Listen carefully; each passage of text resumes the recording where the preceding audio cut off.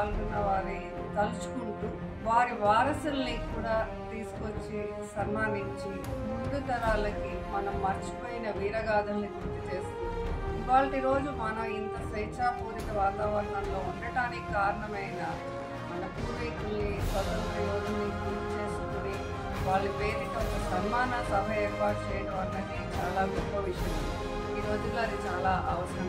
అంతేకాకుండా 22 మూలిక ఔషధాలున్న విత్తనాలు కలిగిన సీడ్ బాల్స్ని అందరికీ పంచి వాటిని విశాఖపట్నం చుట్టుపక్కల వెదజల్లటం అంటే కూడా పర్యావరణానికి స్వతంత్రాన్ని ఇస్తున్నట్టుగా చెప్పొచ్చు. మన పర్యావరణానికి కూడా ఆలోచనే చాలా గొప్పది. అందుకోసం ఈ ఛానల్ వాళ్ళని ఎంతగానో అభినందిస్తున్నాను. జై భారత్, వందే విశ్వం.